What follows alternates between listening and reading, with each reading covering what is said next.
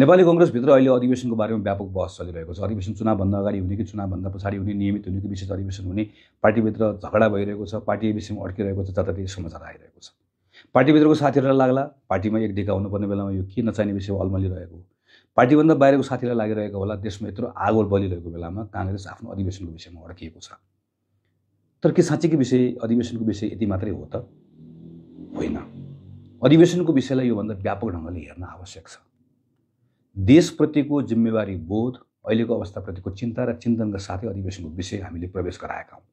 भाद्र 23 गतेभन्दा अगाडि नेपाली कङ्ग्रेस पार्टीको आफ्नो एउटा गति थियो, आफ्नो एउटा योजना थियो। हामी अर्को वर्ष अधिवेशन गर्छौँ भन्ने सोचिरहेका थियौँ। भाद्र 23 र 24 गते यति धेरै ठुलो उथलपुथल भयो। 23 गते राज्यबाट ठुलो दमन भयो, हिंसा भयो। 24 गते थुप्रै अवांछित क्रियाकलापहरू भयो। तर यति मात्र भएको हो त? 23 र 24 गते केवल जेनजी मात्र होइन, सबै उमेर समूहका नागरिकहरूले भ्रष्टाचार, नातावाद, कृपावाद, असक्षमता, कुशासन यसका विरुद्धमा व्यापक रूपमा आफ्नो असन्तुष्टि जाहेर गरेको होइन। र त्यसको असन्तुष्टि मात्र होइन, त्यसको कारणमध्येको एउटा कारण तिमी पनि हो, नेपाली कङ्ग्रेस पनि हो भनेर हामी माथि नै प्रश्न उठाएको होइन, असन्तुष्टि पोखेको होइन। पहिलोपटक नेपाली कङ्ग्रेसको नेतृत्वमा आन्दोलन नभएको मात्र होइन, हाम्रो विरुद्ध भयो। के यो कुरालाई हामी बिर्सेर अगाडि बढ्न सक्छौँ? हामी संसदको पहिलो पार्टी थियौँ, हामी सत्तापक्ष थियौँ। आज हामी न सत्तापक्ष छौँ न प्रतिपक्ष छौँ, हामी सडकमा आइपुगेका छौँ। आज यत्रो ठुलो विश्वासको सङ्कट छ। आज हाम्रो प्रासङ्गिकतामाथि प्रश्न उठेको छ। आज हामीलाई कति नागरिकहरूले, खास गरेर नौजवानहरूले साहस होइन सम्झौतासँग, हामीलाई निष्ठा होइन भ्रष्टाचारसँग, हामीलाई आदर्श होइन अवसरवादसँग जोडेर हेरेको अवस्था छ। यो बेलामा हामी कहाँ चुक्यौँ, किन चुक्यौँ, कसरी चुक्यौँ, के नगर्नुपर्ने कुरा गऱ्यौँ, के गर्नुपर्ने कुरा गरेनौँ भनेर एकपटक हामीले समीक्षा गर्नुपर्ने छैन। समीक्षा गर्ने मात्र होइन, त्यो समीक्षाबाट आएको कुरालाई हामीले सच्याउनु पर्ने, स्वीकार गर्नुपर्ने कुरा छैन। अनि केही कुरा सङ्कल्प गर्नुपर्ने कुरा छैन। अनि यसको आधारमा आएर हामीले नागरिकहरूलाई हामी यहाँ यो ठाउँमा चुक्यौँ, तर अब हामी चुक्दैनौँ, अब हामी बदलिन्छौँ भनेर भन्नुपर्ने अवस्था छैन। यो कुरा नभनिकन हामी नागरिकहरूको बिचमा जान सक्छौँ? यसका निम्ति अधिवेशन आवश्यक छैन। म यो भन्दै गर्दा कसैलाई दोष दिएर भनिरहेको छैन। म नेपाली कङ्ग्रेसको नेतृत्वको हिस्सा छु, कतिपय निर्णयहरूमा म भागीदार छु, म त्यसको जिम्मा लिएर कुरा भन्दैछु। त्यसले पार्टीको सदस्यहरूलाई मेरो आग्रह छ, यो कुनै व्यक्तिको कुरा होइन, नेपाली कङ्ग्रेस पार्टीका निम्ति अनिवार्य अपरिहार्य शर्त हो। पार्टीभन्दा बाहिरका युवा साथीहरू जसले यो पटक भाद्र 23-24 गतिको आन्दोलनमा सहभागी हुनुभयो, उहाँहरूलाई पनि आग्रह गर्न चाहन्छु, नेपाली कङ्ग्रेसभित्रको अहिलेको छलफलको कुरालाई तपाईँले पनि नजिकबाट निहालिदिनुपर्छ, किनकि यो तपाईँको सुधारको मागसँग जोडिएको छ। त्यो आन्दोलनको एउटा विषय भनेको नेपालभित्रका तमाम सबै संस्थाहरू सुध्राउनुपर्छ भनेको होइन, अदालत सुध्रोस्, प्रहरी, अड्डा, प्रशासन सबै कुरा सुध्रोस् भनेको त हो नि।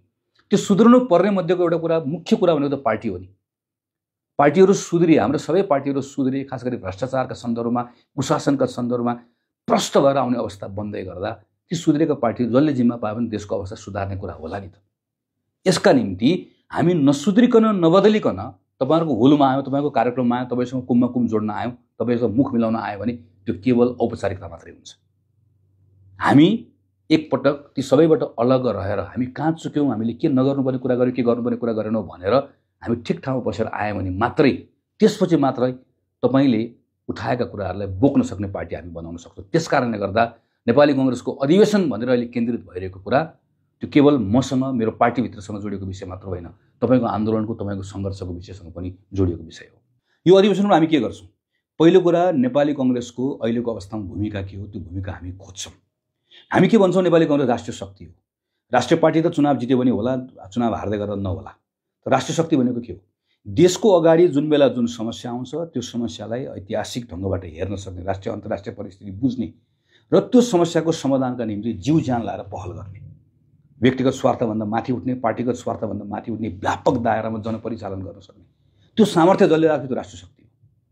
हामी यो कुरा पटक पटक हामीले प्रमाणित गरेर आएका छौँ। त यो पटक गर्नु पर्दैन। भाद्र 23 र 24 गते पछाडि नेपालको अगाडि तीनटा सम्भावनाहरू हुन सक्छन्, मैले अनुमान लाउँछु। एउटा, थप हिंसाको चक्रमा हामी पर्छौँ, थप अन्यलतामा हामी पर्छौँ।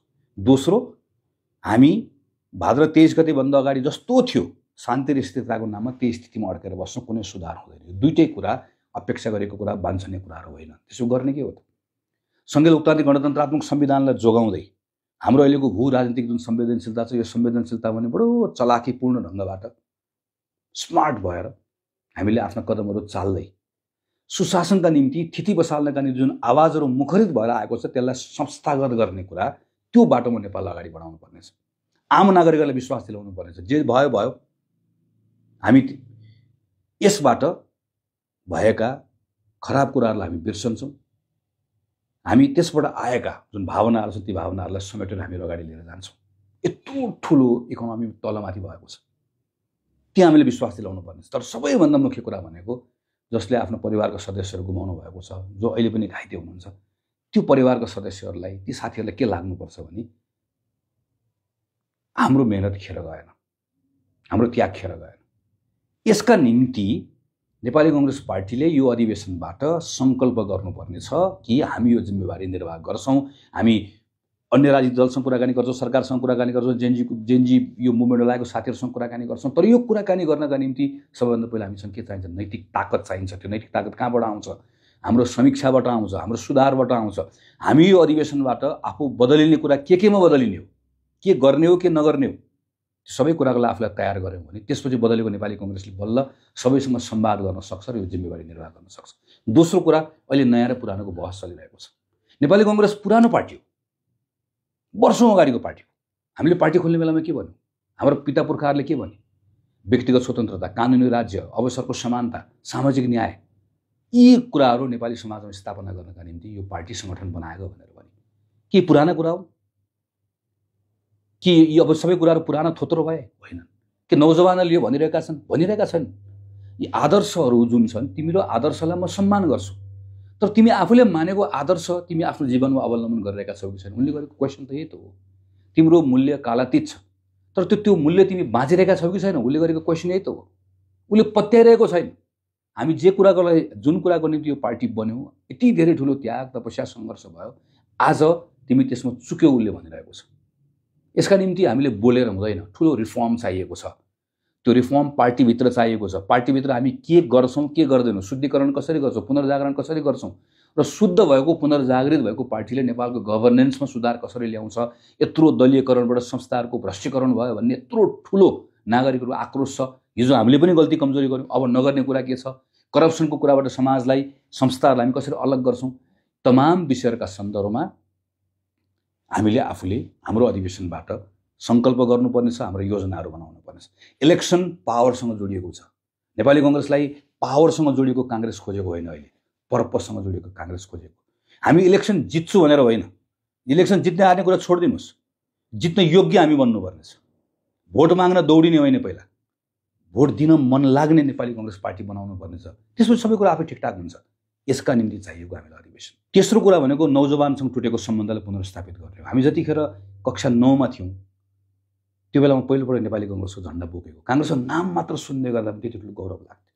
आजको नौजवानमा त्यही अवस्था छ। प्रश्नै प्रश्न छ, हामीले केसँग जोडेर हेरिरहेका छौँ? कांग्रेस भनेर भन्न साथै उनका मनमा के कुराहरू आउँछन्? सत्ता, शक्ति, यिनै कुराहरूसँग जोडेर हेरिएको छ। हामी त्यो मात्रै हौँ। हामीले गरेको कामहरू बताउनु पनि पर्नेछ, तर सँगसँगै हामीसँग भएका गुनासोहरूलाई हामी सम्बोधन गरेर पनि जानुपर्नेछ। यसका निम्ति अब एकपटक उनीहरूसँग हामी बस्नुपर्नेछ। हामीले बोल्ने होइन, हामीले उनको कुरा सुन्नुपर्नेछ, संवाद गर्नुपर्नेछ, उनलाई ठाउँ दिनुपर्नेछ, सहभागी गराउनु पर्नेछ। यसका निम्ति हामीलाई अधिवेशन चाहिएको छ। चौथो कुरा भनेको यो अधिवेशन गरेर गयौँ भने नेपाली कांग्रेस पार्टीको के कुरामा प्रष्टता देखिन्छ भने कांग्रेस अडियो, कांग्रेस घोरियो, कांग्रेसलाई स्वीकार गर्यो हामीले केही गल्ती गरेका थियौँ, हामीले नागरिकहरूको कुरा सुन्यौँ, हामीले सुधारको सङ्कल्प गर्यौँ, हामी नयाँ भएर आएका छौँ, हामीले नयाँ सुरुवात गर्ने एउटा बाचा गरेर आएका छौँ, सङ्कल्प गरेर आएका छौँ। त्यसपछि बल्ल नागरिकसँग संवादको नयाँ ढोका खुल्छ। त्यसपछि बल्ल हामीसँग रिसाएका नागरिकहरूले एकपटक फेरि तिमीलाई मौका दिन्छु भने हामीसँग आउने अवस्था आउँछ। त्यस कारणले गर्दा अधिवेशन चाहिएको। म नेताहरूले यो कुरा भनिरहेको छु, नेताहरू भन्नुहुन्छ, साथीहरू भन्नुहुन्छ यो कुरा गर्न भ्याइँदैन। किन भ्याइँदैन? किन पहिले 6 महिना लाग्थ्यो। पहिले 6 महिना लाग्ने कुरा अहिले 2 महिनामा गर्न सकिँदैन, इच्छा भए पनि सकिँदैन। हाम्रो आफ्नो पार्टीभित्रका दुःखहरू, हाम्रो घरभित्र झगडा छ, झगडा मिलाउन सक्दैनौँ भन्ने नाममा यत्रो ठुलो नागरिकहरूको आन्दोलन पछाडिको सन्दर्भमा हामी यसको मानमर्दन गरेर बस्न सक्छौँ? साथीहरू भन्नुहुन्छ भोट माग्न जाने बेला भइसक्यो, भ्याइँदैन। अरे हामी ठिक ठाउँमा उभियो भने भोट माग्न जानै पर्दैन। हामी ठिक भयो भने भोट माग्ने मानिसहरू आफै आउलान् नि, दिने मानिसहरू। तर हामी ठिक भएन भने माग्न गएर मात्र भोट आउँछ। हामीले पटक पटक यो कुरा अनुभव गरेका छैनौँ।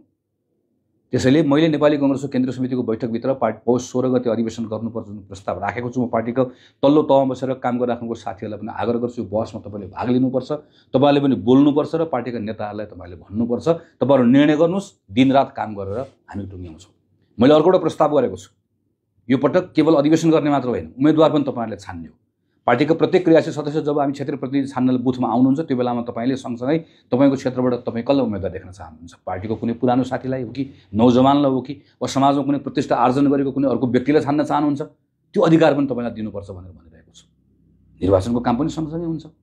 यो सबै कुराहरूको लागि पुसभित्र अधिवेशन गरौँ भनेर भन्ने कुरा गर्न सकिँदैन भन्ने ठाउँमा नेताहरू पुग्नुहुन्छ भने त्यसपछि अर्को एउटा मात्र विकल्प छ। 54% साथीहरूले हस्ताक्षर गरेर विशेष अधिवेशन माग्नु भएको छ।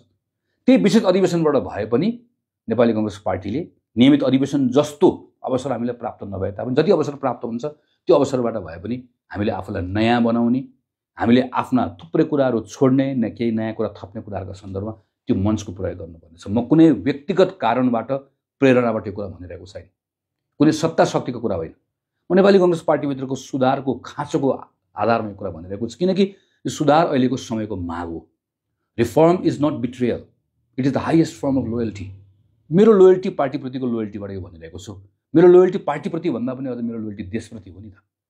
अनि त्यो पार्टीप्रतिको लोयल्टीको आधारमा पार्टीभित्र सुधार गर्यो भने यसले त्यो देशप्रतिको जिम्मेवारी निर्वाह गर्न सक्छ नि। म देखिरहेको छु वरिपरि यति धेरै नागरिकहरू डराइराख्नु भएको छ, के होला नेपालमा, अनिश्चित के हुन्छ। यो सबैको विषयलाई सम्हाल्नु पर्दैन हामीले, त्यो सम्हाल्ने योग्यता हामीले राख्नु पर्दैन। 2006 सालको जस्तो क्रान्ति चाहिँ, 2015 सालको जस्तो प्रगतिशील र समावेशी सोच, 2048 सालको जस्तो लोकप्रियता, 62-63 को जस्तो जोखिम उठाउन सक्ने क्षमता हाम्रो गौरवशाली विगत हो। यो कुरा पनि बताऊँ, तर सँगसँगै सुनौँ हामी नयाँ पुस्ताको साथीहरू के खोजिरहेका छन्। नैतिक आचरणमा शुद्धता, शासन गर्दाखेरि पारदर्शिता र परिणाममुखी, जनसम्पर्कमा अत्यन्त ऊर्जाशील, व्यवस्थापनमा अब्बल, देशलाई डोराउन सक्ने खाका भएको, त्यो खाकाप्रति इमान्दार भएको र इमान्दारिताका साथ त्यो खाकालाई व्यवहारमा कार्यान्वयन गर्न सक्ने क्षमता पनि भएको, त्यो खोजेको हो नि त अहिले। त्यसका निम्ति हामी एक ठाउँ जुटेर अधिवेशनबाट हामी छौँ, हामी गर्न सक्छौँ, आजको जिम्मेवारी पनि पुरा गर्छौँ, भोलिको जिम्मेवारी पनि पुरा गर्छौँ, पहिला त त्यो भन्ने होला नि। अनि त्यो भनिसकेपछि बल्ल न अनि हामी चुनावमा जाँदै गर्दाखेरि चुनावको त्यसको लाभ प्राप्त गर्न सक्ने हाम्रो अवस्था बन्ला नि त। त्यस कारणले गर्दा अधिवेशन, त्यस कारणले गर्दा चाहिएको पार्टीको साथीहरूलाई मेरो यही आग्रह छ, पार्टीभन्दा बाहिरको साथीहरूलाई पनि मेरो आग्रह छ। संस्थाहरूको सुधार जब हामी कुराकानी गर्छौँ, त्यो संस्थामध्येबाट संस्था भनेको पार्टी हो। नेपाली कांग्रेस पार्टीलाई कहिले मत नहाल्नेले पनि नेपाली कांग्रेस पार्टी सुध्रिन पर्छ भनेर भन्न पाउनुपर्छ र हामीले पनि सुन्नुपर्छ। पार्टी सबैको, हामी पार्टीभित्र बसेका जिम्मेवारी बसेका मानिसहरूको मात्र पार्टी हुँदैन। हामी मत माग्न जाँदै गर्दा केवल पार्टीको सदस्यसँग मात्रै माग्छौँ। हामी कहिले नचिनेको, कहिले काङ्ग्रेससँग नजोडेको मानिससँग मत माग्दैनौँ। अनि ती मतदातासँग मत चाहिँ माग्ने, अनि तिनको मनभित्र भएको कुराले हामी नसुनिकन हुन्छ। तिनको कुरा सुन्नुपर्छ, त्यसलाई सम्मान गर्नुपर्छ।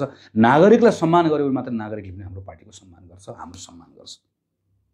त्यस कारणले गर्दा आज यो बेलामा भाद्र 23 गतेभन्दा अगाडि हामीले एउटा तरिकाले सोच्यौँ, 23-24 गते पछाडिको आवाज हामीले सुन्नै पर्छ। भ्रष्टाचार पूर्ण रूपमा यसबाट अलग, कुशासन यसबाट पूर्ण रूपमा अलग, जवाफदेहिता, पारदर्शिता, पवित्रता, शुद्धता, यी जे जति कुराहरू खोजिएका छन्, यो कुरालाई, यो गुणलाई बोकेर हाम्रो आफ्नो 62-63 को आन्दोलनबाट प्राप्त भएको हाम्रो संवैधानिक अधिकार, आर्थिक, सामाजिक, सांस्कृतिक अधिकारहरूलाई पनि जोगाउँदै, हाम्रा प्रजातान्त्रिक हक अधिकारलाई पनि जोगाउँदै, तर डेलिभरीको जुन अपेक्षा छ, जुन पर्फर्मेन्सको हामीबाट अपेक्षा गरेको छ, ती कुराहरू पनि गर्न सक्ने नेपाली कांग्रेस पार्टी अधिवेशनबाट बनाउने हो। हामीसँग हाम्रो आफ्नो पार्टीभित्रका तमाम सदस्यहरूलाई पनि जोडेर उनीहरूलाई उत्साहित गर्ने हो र यो नेपाली कांग्रेस पार्टीभन्दा बाहिर रहेका पनि थुप्रै नौजवानहरूलाई पनि पार्टीमा लिएर आउने हो, जोड्ने हो। यो अठोट गर्नु पो पर्ला त अहिले, अनि पो त्यसपछि बल्ल हामी चुनावमा जानका निम्ति योग्य होलाौँ। त्यस कारणले गर्दा म पार्टीका तमाम साथीहरूलाई आग्रह गर्छु, अधिवेशनको यो बहसमा तपाईँले भाग लिनुपर्छ, हाम्रो प्रयास तपाईँले बल पुर्याउनुपर्छ। पार्टीभन्दा बाहिर रहेका नौजवान साथीहरूलाई म अपिल गर्छु, म काङ्ग्रेससँग सम्बन्धित छैन तर पनि काङ्ग्रेसको सुधारको कुरामा मेरो साथ रहन्छ भनेर तपाईँले पनि भनिदिनुपर्छ। धन्यवाद, नमस्कार, जय नेपाल।